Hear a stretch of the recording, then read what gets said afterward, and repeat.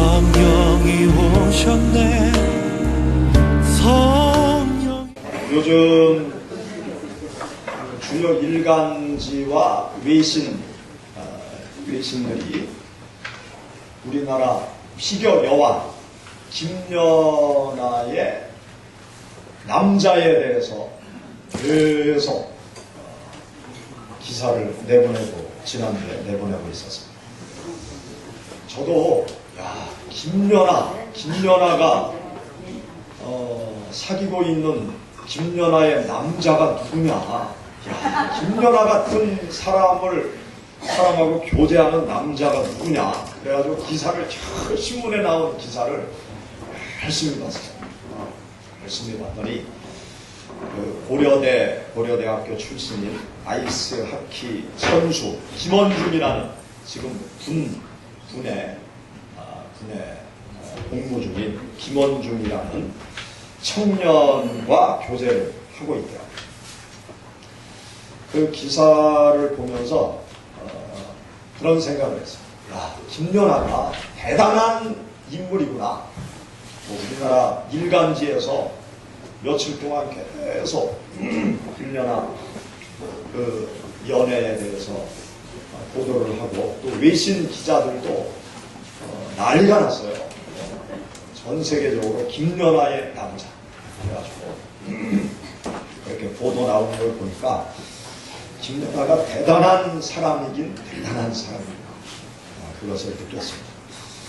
피겨 여왕 김연아가 탄생하기까지는 자신의 피나는 노력, 또 절제, 아주 냉혹한 자기 관리 속에서 김연아가 그렇게 이제 세계적인 선수가 된 것이죠. 그런데 우리가 간과하지 말아야 될 것은 피겨 여왕 김연아가 탄생되기까지 주위에 수많은 사람들이 이 김연아에게 도움을 주었다는 사실을 우리가 간과하지 말아야 됩니다. 피겨 여왕 김연아, 이 김연아에 대한 호칭이 다양하더라고요. 피겨의 요정, 피겨의 여왕, 피겨의 전설이라는 호칭까지 김연아에게 지금 붙어 있습니다. 피겨의 전설까지 피겨의 전설이 되기까지 김연아 뒤에 숨어 있는 조력자들이 아주 많이 있습니다. 김연아를 만든 사람들, 가장 먼저는 그의 부모겠죠. 부모가 헌신적인 뒷바라지를 해서 그 피겨 여왕 김연아가 탄생되었습니다. 그리고 이번에 소치 올림픽에 나갈 때 두 명의 코치가 있었어요. 류현종 코치와 신혜수 코치가 있었어요.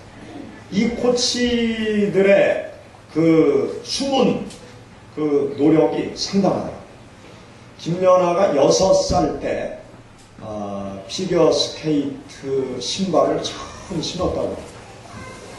피겨 스케이트 신발을 신고 이제 그 피겨 스케이트를 이제 뭐 동호회 같은 데서 이렇게 연습을 6살 때 했다고 해요. 그리고 김연아가 피겨가 너무 좋아서 이제 그 위에 마스터반이 있었는데 그 마스터반에 들어가게 해달라고 엄마를 졸라서 마스터반으로 들어가요. 그런데 그 피겨 마스터반 코치가 누구였는가 하면 이번 올림픽 코치로 있었던 류현종 코치가 마스터반 코치였대요.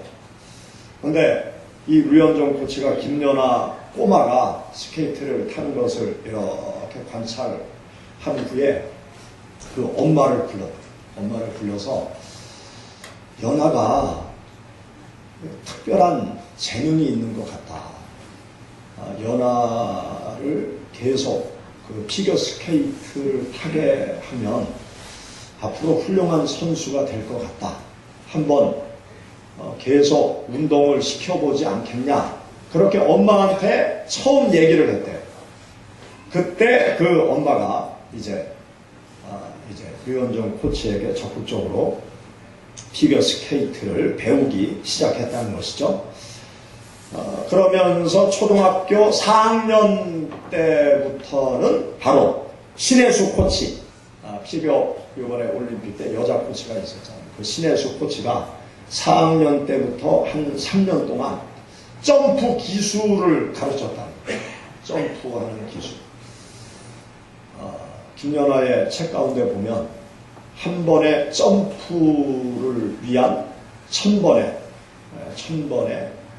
연습, 그러한 책이 있는데, 그 점프를 완벽하게 하기 위해서 그 신혜수 코치가 4학년 때부터 3년 동안 계속 점프하는 기술을 가르쳤다고 합니다. 그리고 또 캐나다의 오서 코치, 밴쿠버 올림픽 때 금메달을 따게 한 코치, 그 오서 코치 아닙니까? 그리고 김연아가 피겨 스케이팅을 탈 때 보면 마치 발레하는 것 같잖아요.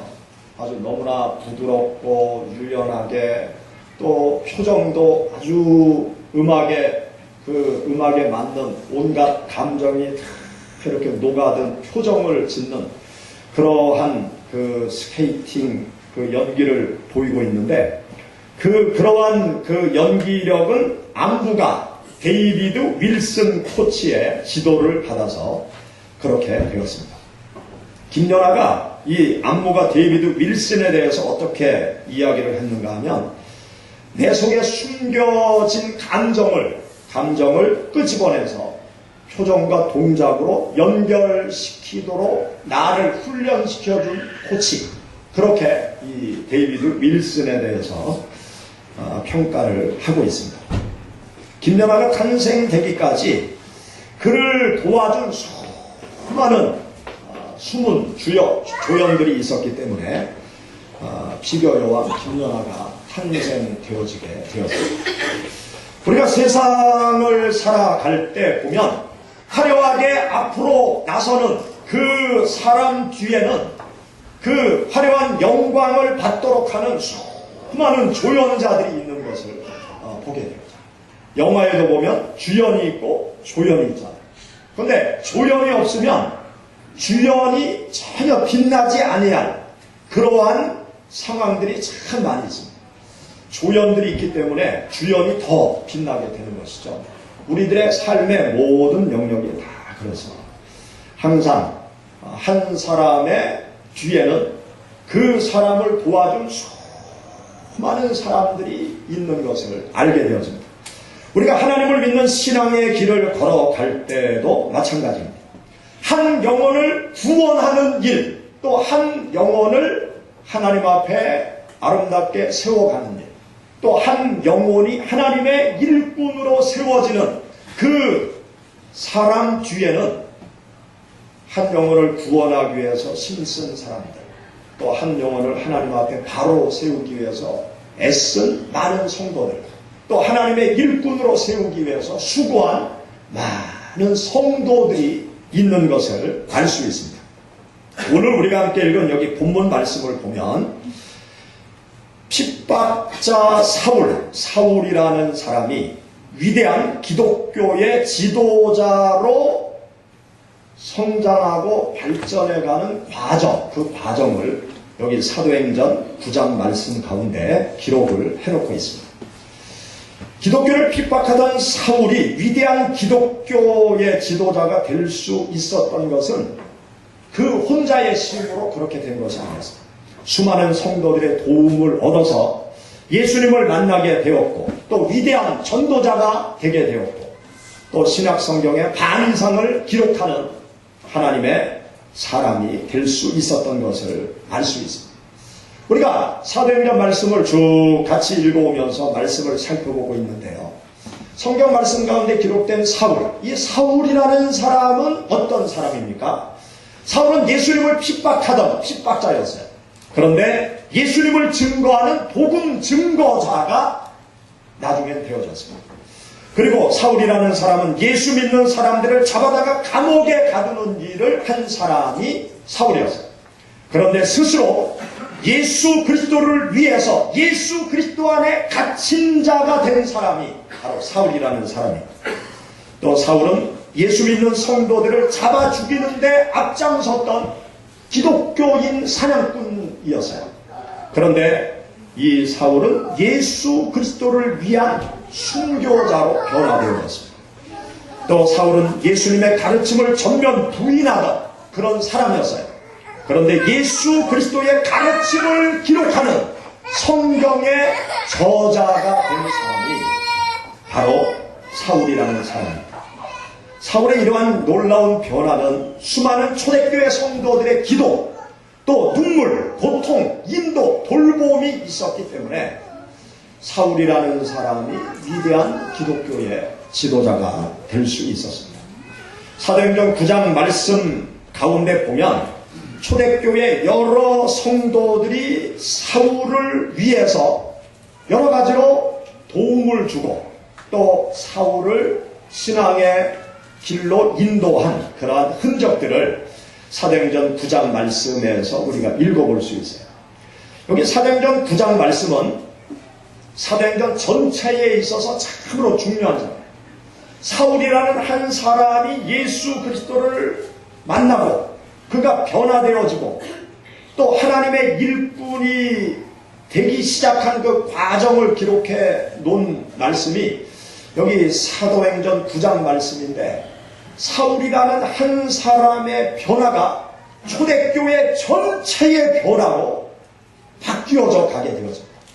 그리고 사울이 변화되어져서 복음 증거 활동을 하고 또 신약 성경의 반 이상을 기록하게 되는 아주 놀라운 그 하나님의 사람, 이 사울의 회심의 사건, 사도행전 전체의 방향을 바꾸어 놓는 아주 놀라운 그 사건을 기록해 놓은 곳이 바로 사도행전 9장이에요.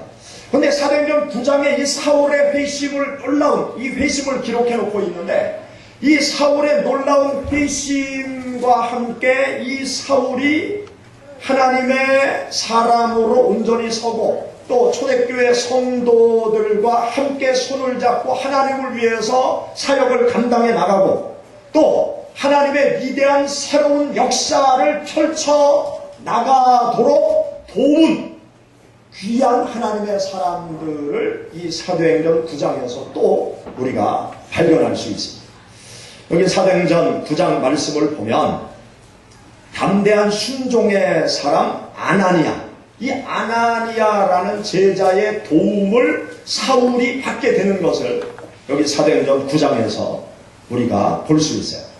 지난주에 함께 우리가 말씀을 살펴보았는데 10절부터 19절, 사도행전 9장 10절부터 19절 말씀에 보면 예수 그리스도를 믿고 변화되어진 사울을 처음 만난 사람이었어요. 그 처음 만난 사람은 누군가 하면 이 다메섹에 살고 있었던 아나니아라는 사람이었어요. 아나니아라는 제자였는데 이 아나니아 제자에게 하나님께서 말씀하시죠. 너는 사울이라는 사람이 유다의 집에 어디 거리로 가면 유다의 집에 머물러 있으니까 너는 그를 가서 만나라. 그렇게 하나님께서 말씀하세요. 그때 아나니아는 이 사울이라는 사람에 대해서 이미 다 듣고 있었어요. 스데반 집사를 죽이는 일에 앞장섰고 다메섹 지역으로 온다는 소문도 듣고, 그리고 사울이 다메섹으로 오는 이유는 예수 믿는 사람들을 다 붙잡아 들이기 위해서 오고 있다는 사실, 그 소문을 다 듣고 있었습니다. 그런데 하나님께서 이 아나니아에게 그러한 사울을 만나라고 하나님께서 말씀하세요. 그때 이 아나니아는 처음에 거부하죠. 하나님, 그가 어떤 사람인지 하나님이 잘 알지 않습니까?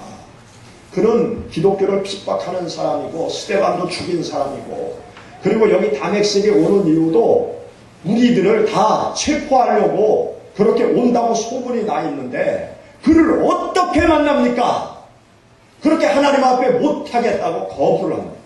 그러니까 하나님께서 재차 말씀하시죠. 그는 내가 택한 이방인을 위하여 내가 택한 그릇이다. 그가 앞으로 나를 위해서 엄청난 일을 하게 될 것이다. 나를 위해서 자신의 생명까지 바치면서 복음을 증거할 그러한 사람이니까 너는 가서 만나라. 그렇게 하나님께서 재차 말씀하시죠. 그러한 하나님의 말씀을 듣고 아나니아는 누구를 찾아가는가 하면 바로 사울을 찾아가요. 아주 위험한 사울, 하나님의 말씀이 계셨기에 그는 담대한 마음으로 순종의 발걸음을 떼게 되죠. 아나니아가 사울을 찾아간 것은 아주 대단한 용기와 결심이 있었기 때문에 가능했던 것입니다. 생명을 거는 주님의 말씀에 순종하고자 하는 마음이 있었기 때문에 가능했어요. 그의 담대한 순종, 그 순종으로 말미암아 변화되어진 사울이 초기 기독교 공동체 안으로 들어올 수 있는 첫 발걸음을 사울이 떼게 되었던 것입니다. 우리가 하나님을 믿는 신앙생활을 할 때 하나님께서 우리들에게 때로는 이 아나니아에게 주셨던 그러한 말씀과 같이 우리들에게 감동을 주실 때가 있어요. 하나님께서 나의 마음속에 어떤 사람을 생각하게 만드시고 나에게 복음을 증거하고 싶은 생각과 마음을 주실 때가 있어요. 때로는 내가 미워하는 사람인데 하나님께서 나의 마음속에 어느 날 불현듯이 그를 사랑하고 용서하고 그에게 복음을 증거해라. 그에게 예수님을 증거해라. 그를 전도해라. 라는 마음의 감동을 주실 때가 있어요. 여러분, 우리의 마음속에요, 어떤 영혼을 구원해야 되겠다. 어떤 영혼을 교회로 인도해야 되겠다. 누구를 만나서 예수님을 전해야 되겠다. 그런 생각과 마음이 든다고 하면은요, 그거는 아주 특별한 사건이에요. 특별한 사건이에요. 여러분 한번 생각해 보세요. 대한민국 사람들이 많이 있는데 대한민국 사람들 중에 몇 사람이나 내가 예수님을 전해야 되겠다. 누구에게 복음을 증거해야 되겠다. 누구를 교회로 데리고 와야 되겠다. 그런 생각을 몇 사람이나 갖겠어요. 교회에 나오지 않는, 믿지 않는 사람들을 붙잡고 얘기해 보세요. 누구에게 예수님을 전해서 교회로 데리고 가고 싶은 마음이 드냐? 그런 마음이 왜 들겠어요? 그런 마음 생길 리가 없어요. 우리가요, 믿음 생활하면서 내 마음속에 어떤 영혼을 구원해야 되겠다라는 생각, 누구에게 복음을 증거해야 되겠다라는 생각이 드는 것은요, 성령 하나님께서 나에게 주시는 생각이에요. 그것을 믿으시기 바랍니다. 성령 하나님께서 나에게 감동을 주시는 거예요. 그것을 믿으시기 바랍니다. 하나님께서 우리에게 어떤 음성으로 또 환상으로 보여주는 것만 하나님의 메시지가 아니에요. 내 마음속에 영혼을 구원하고자 하는 마음, 또 하나님을 향해서 가까이 가고 싶은 마음, 하나님의 교회로 나오고 싶은 마음, 누구에게 예수님을 전해야 되겠다라는 생각을 갖게 되는 마음, 그것은요, 하나님의 특별한 역사하심이 나에게 임하는 거예요. 우리는 그 성령님께서 주시는 생각에 민감해야 돼요. 그리고 하나님께서 주시는 생각이 있으면 그에게 바로 달려가서 예수님을 전해야 돼요. 그러면 하나님께서 그때 여러분들을 통해서 놀랍게 역사하심을 경험할 수 있습니다. 어떤 한 운전을 하는 기사님이 있었어요. 근데 이분이 학교 재단 이사장님의 차를 운전하는 기사였어요. 근데 이분이 친구의 전도를 받고 교회를 나와서 예수님을 영접하고 그리고 신앙생활하면서 많은 은혜를 받게 되었어요. 이렇게 예수님을 영접하고 구원의 은혜 감격 속에 빠져든 이 기사님이 자기가 매일 차를 몰고 뒷좌석에 모시고 다니던 그 학교 재단 이사장님이 절에 다니고 있는데 전도하고 싶은 마음이 마음속에 든 거예요. 그래서 이분이 차를 운전하고 다니면서 이사장님하고 많은 시간을 같이 할 거 아니에요. 많은 시간을 같이 하면서 예수님을 전하기 시작합니다. 자기가 만난 예수님 믿으니까 참 행복하고 기쁨이 넘치다. 예수님 믿으니까 마음에 평안이 온다. 그러면서 예수님 만난 이야기를 쭉 하는 것이죠. 그런데 놀라운 일이 벌어졌어요. 그 이사장님이 마음의 문이 활짝 열려가지고 그럼 나도 네가 나가는 교회 좀 같이 가야 되겠네. 그러면서 이사장님을 전도하는 놀라운 역사가 일어났어요. 하나님께서 우리들의 마음속에 감동을 주시는 어떤 한 사람이 있다고 그러면 하나님의 말씀에 즉각적으로 담대히 순종하시기 바랍니다. 그가 누구든지 어떤 장소든지 구애받지 마시고 하나님께서 나에게 말씀하시면 그 영혼을 주님께로 인도하고자 하시는 그러한 하나님의 원하심이 느껴진다고 하면 여러분들이 하나님의 말씀에 순종하시기 바랍니다. 그러면 여러분들을 통해서 한 영혼이 구원받는, 한 영혼이 하나님 앞에 세워지는 놀라운 역사가 일어나게 될 것입니다. 또 여기 본문 말씀 가운데 보면 사울이 누구의 도움을 받게 되는가 하면 바나바의 도움을 받게 됩니다. 바나바를 통해서 초대 예루살렘 교회 12제자들, 또 초대교회 예루살렘 성도들과의 만남을 갖게 되어집니다. 여러분들이 읽으신 26절, 27절, 28절 우리 다시 한번 읽어보시죠. 사울이 예루살렘에 가서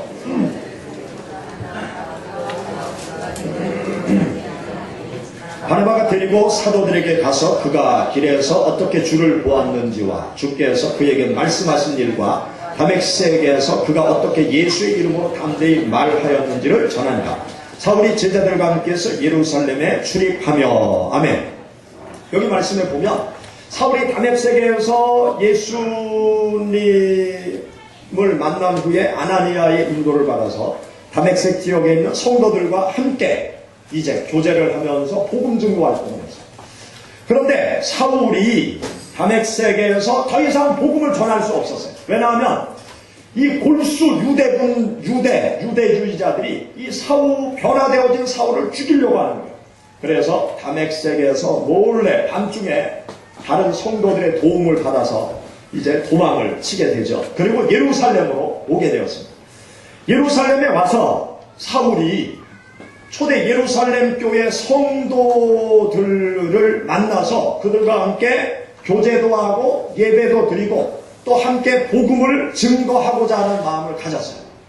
그래서 예수 믿는 사람들을 찾아다니는 거예요.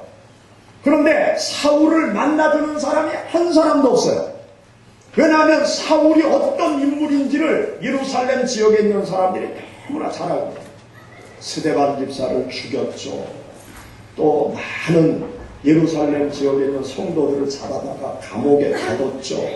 그것을 너무나 잘 알고 있거든요. 아무도 만나려고 하지 않아요.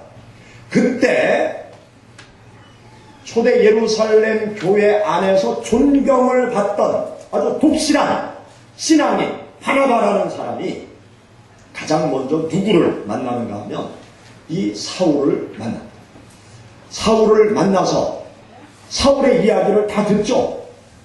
어떻게 해서 예수님을 만나게 되었냐, 네가 어떻게 해서 다메섹에 갔다가 또 여기에 또 어떻게 해서 왔느냐, 여러 가지 사울의 이야기를 쭉 바나바가 먼저 만나서 들은 거예요.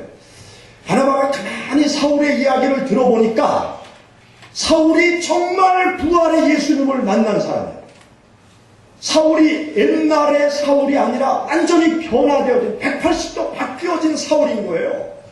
그리고 다메섹에 아나니아라는 제자가 있는데 그 아나니아의 제자의 기도를 받고 눈이 멀었다가 다시 눈을 뜨게 되고 하나님의 메시지를 듣고 또 다메섹에 있는 성도들과 같이 복음 증거 활동을 한 이야기며 여러 가지 이야기를 가만히 바나바가 기도하면서 들어보니까 정말 예수님을 만나고 변화되어진 사람.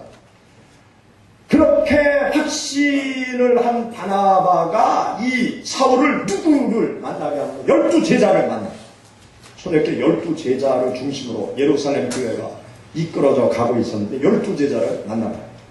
그리고 12제자들이 쭉 같이 대화를 나누고 기도하면서 사울의 이야기를 들어보니까 정말 부활의 주님을 만납니다.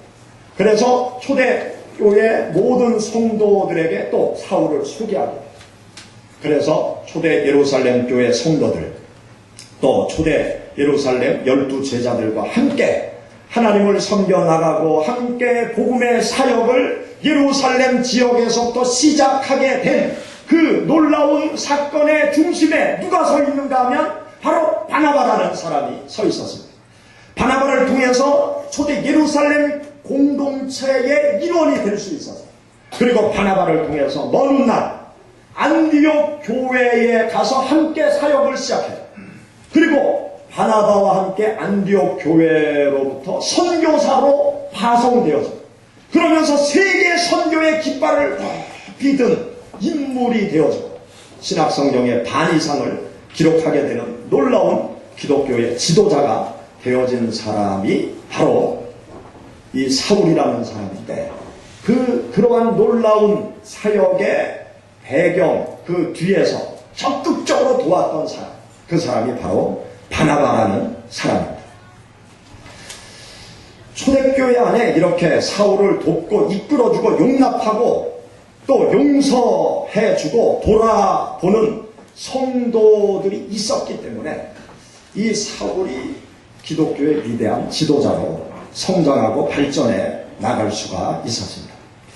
여러분들이 하나님을 섬기는 신앙의 생활을 할 때 이 바나바와 같은 가교의 역할을 할 수 있는 여러분들이 되기를 바랍니다. 처음 교회에 나온 성도들이 있으면 그 성도들을 기존의 우리 시온교회 성도들과 잘 교제하고 또 융합되어질 수 있는 가교 역할을 하는 여러분들이 되시기를 바랍니다. 우리가 어디를 가더라도 처음 낯선 장소에 가면 참 어색하잖아요. 어른이 되어도 낯선 장소에 가서 처음 사람들을 만나면 참 어색해요. 왜냐하면 상대방들을 모르기 때문에 참 어색해요. 그 분위기를 모르기 때문에 참 어색해요. 그럴 때 어떤 사람이 나에게 와서 친절하게 모임에 대해서 설명도 해주고 분위기도 이야기해주고 이것저것 나에게 설명을 해준다 그러면 그 사람에 대해서 어떤 마음을 갖습니까? 참 고맙잖아요.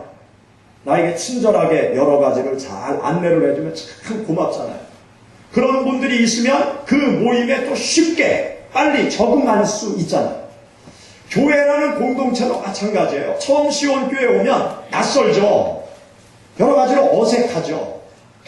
그럴 때 그 처음 나온 성도를 발견한 우리 시온교회 성도들이 그에게 다가가서 친절하게 이야기도 건네고 친절하게 자리도 안내해주고 또 친절하게 대화도 나누어주고 교회에 대해서 설명도 해주고 그러면 처음 교회 나온 그 성도님이 나에 대해서 참 고맙게 생각하겠죠. 그러면서 또 교회 안에 발을 깊이 들여놓을 수 있을 것입니다. 그리고 또 교회에 나오는 성도들 가운데 보면 주님을 위한 열정을 가진 성도들이 또 생기잖아요.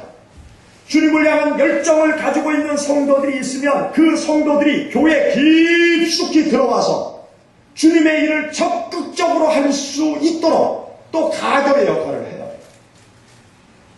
그래서 새로운 일꾼들이 교회 중심으로 계속 들어오고 또 새로운 사람들이 교회 안으로 들어와서 또 빨리빨리 잘 안착을 하고 그렇게 되어지면 많은 그리스도인들이 교회 안에 생길 수 있고요. 또 많은 하나님의 일꾼들이 교회 안에 계속 자라나고 많이 생겨나는 것을 우리 모두가 경험할 수 있는 것입니다. 여기 성경 말씀 가운데 보면은요, 이 바나바가 그러한 가교의 역할을 참 잘했어요. 그래서 사울이 예루살렘 교회 안에 잘 적응을 하고 또 초대 기독교의 위대한 지도자가 되어질 수 있도록 그 가교 역할을 참 잘했어요. 그뿐만이 아니라 초대교회 성도들이 모두 다 관대한 마음을 가지고 사울을 잘 품어주고 받아주고 또 그를 위해서 기도해주고 그의 앞길을 활짝 열어주는 그러한 일들을 초대교회 성도들이 감당해 나갔습니다. 그렇게 할 때 여기 본문 말씀 가운데 보면 어떤 결과가 나타나는가 하면요, 사도행전 9장 31절 우리 사도행전 9장 31절 다 같이 읽어보겠습니다. 그리하여 온 유대와 주를 경외함과 성령의 위로로 진행하여 수가 더 많아지니라. 이렇게 초대교회 안에 사울이라는 새로운 하나님의 사람이 생겨나고 또 그 새로운 하나님의 사람을 많은 사람들이 도와서 교회 안으로 깊이 들어오게 하고 또 하나님의 일꾼으로 잘 성장해 나가도록 돕는 일을 온 교회 성도들과 더불어 감당해 나갈 때 초대교회는 평안히 든든히 서갔다.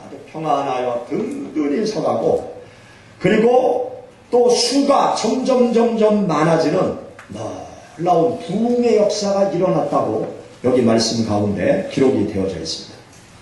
여러분들이 한 영혼을 향하여 그를 적극적으로 돕는 사역을 감당해 나갈 때 우리 교회가 평안해질 것이고 우리 교회를 통해서 하나님께서 많은 영혼을 구원하는 놀라운 구원의 역사가 일어나게 될 줄 믿습니다. 수년 전에 교회 권사님들과 집사님들과 유성에 있는 배나무 과수원 주말 농장을 한 적이 있었어요. 교회 장로님이 이 배나무 과수원을 통째로 그냥 무료로 그 농사를 지을 수 있도록 그렇게 환경을 만들어 주셔가지고 아주 의욕을 가지고 배농사를 시작했어요. 그래서 주일날 예배 끝나면 점심 먹고 권사님들 배나무 농사 지으러 갑시다. 그래가지고 유성으로 차를 몰고 갔어요. 그래가지고 뭐 배나무 농사 접은 일도 없고 이것저것 뭐 물어보고 또 책을 보면서 뭐 거름도 줘야 된다. 그래서 저쪽 조치원에 그 양계장에 가서 개분을 또 포대로 잔뜩 사다가 냄새 아주 향기로운 개분을 사다가 그 나무 주위에 막 사부로 파고 개분도 주고요. 또 이제 꽃이 피더라고요. 꽃이 피면 또 꽃을 따줘야 된대요. 전부 다 두면 안 되고 좀 이렇게 솎아줘야 된대요. 그래서 또 교회 집사님들, 권사님들 사다리 가지고 가서 또 꽃도 열심히 따주고 또 조금 지나니까 이제 열매가 맺더라고요.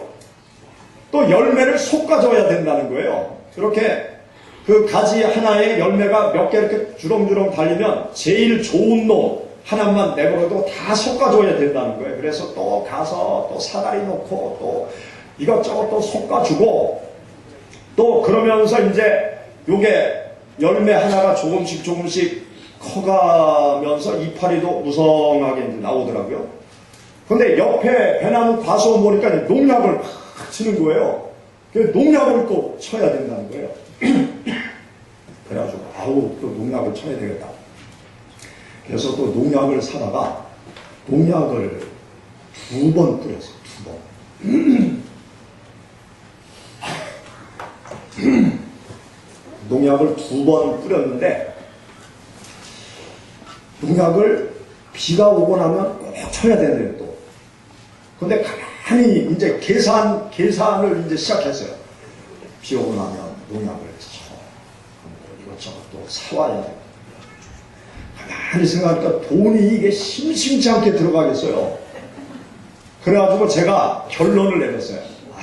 이거 한 100여만 원 들어갈 것 같은데 내가 가을에 100만 원어치 배를 사먹는 게 낫겠다. 이 생고생 하지 말고 100만 원어치 배를 사다 먹으면 배 터지게 먹겠다.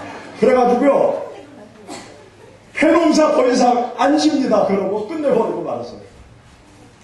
와, 그런데 저는요. 그 배나무 농사 지면서 그렇게 손이 많이 가는 게 과일 농사인 줄은 예전에 미처 몰랐어요. 그래가지고 과일 사 먹을 때, 야, 정말 농부들이 너무너무나 수고가 많구나. 정말 그런 손길이 가야 그 탐스러운 열매 하나가 맺히는구나. 그것을 알게 되었습니다. 우리 사람도 마찬가지예요. 사람 농사 질 때도 마찬가지예요. 태어나서 초등학교, 청소년기, 중고등학교, 청년기 이렇게 한 30까지 쭉 성장한 할 때 얼마나 많은 손길이 갑니까? 배나무 농사는 이건 아무것도 아니죠. 배나무는 가만히 서 있긴 하지. 이 사람 농사는 뭐 동분서주, 뭐 부산으로 튀기도 하고, 뭐 서울로 뭐 가출하기도 하고. 우리 교회 보니까 가끔 술 먹은 중학생 애들이 저 유아실에 와서 자요. 아우. 그런 부모들 심정이 어떻겠어요? 딸내미가 집에도 안 오고 술 먹고 어디 가서 잠자고 그 부모 마음이 어떻겠어요? 그런 자식들을 올바로 키우려면 부모가 얼마나 많은 노력을 하겠어요. 학교에서 얼마나 많은 선생님들이 소가리를 또 하면서 또 주위에 있는 친구들이 또 이 사람 농사 짓는 것이 세상에 가장 힘들고 어려운 수많은 돕는 사람들이 있어야 한 사람이 튼튼한 나무로 성장해서 사회에서 또 역사 속에서 제 역할을 감당하는 것 아닙니까? 우리가 한 영혼을 구원해서 예수님을 믿게 만들고 하나님의 자녀가 되도록 만들고 또 더 나아가 하나님의 일꾼이 되도록 하기까지는요, 여러분들의 기도가 필요해요. 여러분들의 사랑이 필요해요. 여러분들의 헌신이 필요한 거예요. 한 사람 한 사람 여러분들의 기도와 사랑과 헌신이 하나가 되어서 한 영혼을 구원할 수 있고요, 한 영혼을 주님의 사람으로 만들 수 있고요, 주님의 일꾼으로 만들어갈 수 있는 것입니다. 여러분들이 주님을 섬겨나가는 신앙의 길을 걸어가실 때 한 영혼을 구원하기 위해서 여러분들이 힘쓰시기를 바랍니다. 한 영혼을 하나님 앞에 바르게 세우기 위해서 합력해서 힘쓰시고 또 한 영혼을 하나님의 일꾼으로 세우기 위해서 여러분들이 힘을 합쳐 한 사람을 세워가시는 여러분들이 되시기를 주의 이름으로 축원합니다. 같이 기도하겠습니다. 성령이 오셨네.